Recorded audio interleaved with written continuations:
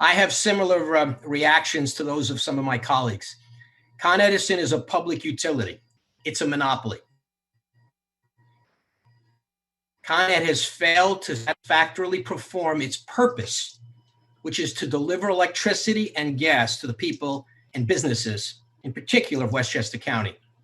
Clearly, Con Ed learned nothing from previous failed responses because Con Ed's most recent storm response was another management fiasco.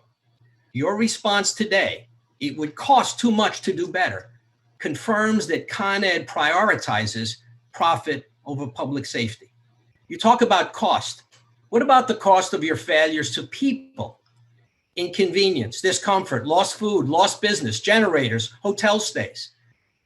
And the municipal costs for generators and fuel and overtime for public workers waiting around the clock on overtime for Con Ed crews that were promised but never showed up.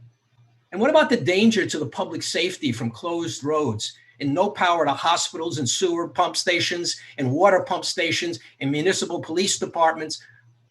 These are costs. Con Ed has stripped its workforce in Westchester County. You have 2 Westchester service centers now permanently in place.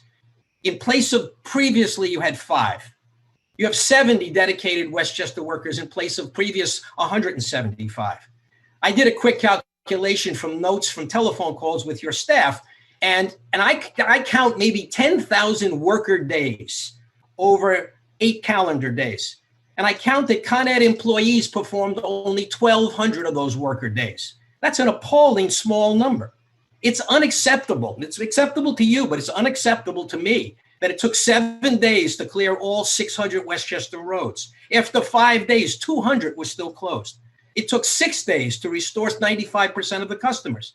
And many of the out-of-town crews that you brought in were not properly managed. They traveled together. They were never split up into separate teams. And many of the temporary fixes from the last storm still haven't been permanently repaired. So I agree with my colleagues who've said this is no time for a victory lap.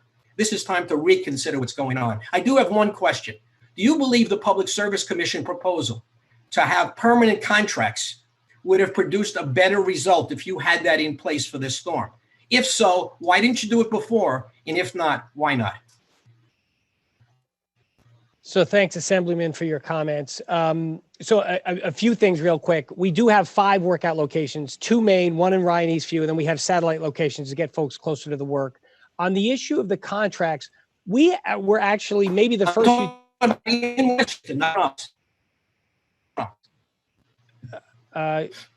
can you hear me okay? Yes, now I can. Yeah, very good. Thanks. So with regard to the contracts, we may have been the first in the state to develop these contracts post Riley Quinn.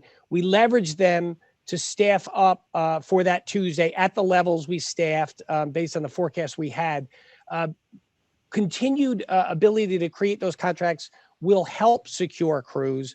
But I think I need to remind you, we responded to this storm with 2,500 boots on the ground. And so we'll be able to contract some. It's not clear how much, but we're certainly looking for that. We understand that we've got to deliver now, and longer term solutions will come. But we've got to be prepared now. So we're going to continue to work and have already taken some action to work. We've also a first ever flown in crews. Part of this is if the whole East Coast gets hit, you can't get line constructors from the East Coast. So we flew in for the first time. It was generally successful. There were a few lessons learned, but that's another area that we can probe more deeply to get resource on the ground more quickly.